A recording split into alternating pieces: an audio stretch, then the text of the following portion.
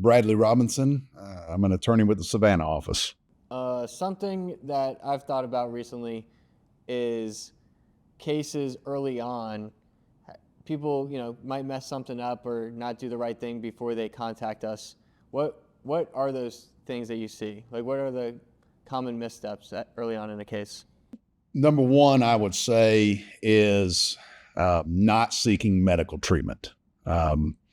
If you have a wreck and there's a period of time that you're in pain and don't seek medical treatment, the other side, the insurance company, looks at that as a negative, as if, well, if you were in pain, you would have sought treatment. So that's number one.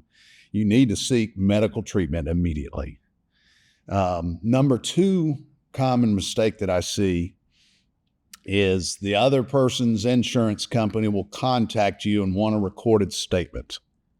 Do not give a recorded statement. That is a common mistake. They make it seem, dress it up, make it seem like it's all good, but no recorded statement. Number three, I would say, taking to social media, posting anything on social media about the particular wreck, because it's all going to come back, whether it's right, wrong, or indifferent, whether it helps you or hurts you, it's going to come back. You want to avoid posting anything on social media. And I think the most common, which is the root of all this, is not contacting us immediately.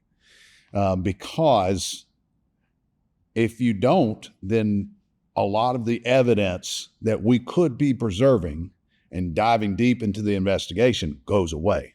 Again, that is, your dash cams, surveillance cameras. If it's a hazardous condition, the hazardous condition can be fixed, essentially. And now you don't have any of that evidence to prove the case. So I would say those are some of the most common mistakes that people make. So back to that social media thing, obviously social media is huge this day and age.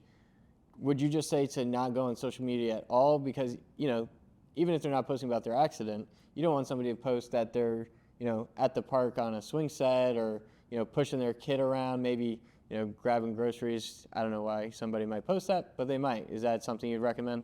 Well, you just always, I'm not saying don't post anything on social media. What I would say is don't post anything that can be thrown back in your face, whether you think it is harmless or not.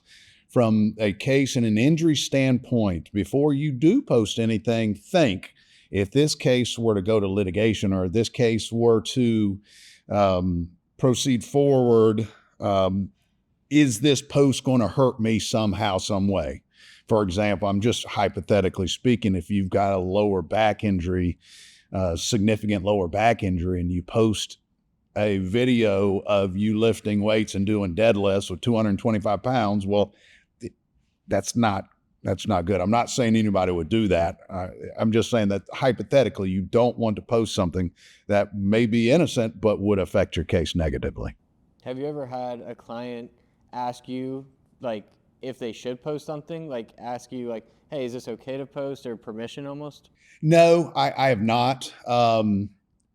But what I always do at the onset of meeting with the client is explaining all of the common mistakes, to include posting on social media, to also include, don't do anything that you wouldn't be thrown back in your face, because it's quite possible on bigger cases or any case to be realistically for the insurance company to hire a private investigator. They're not allowed to step on your own property or do anything like that.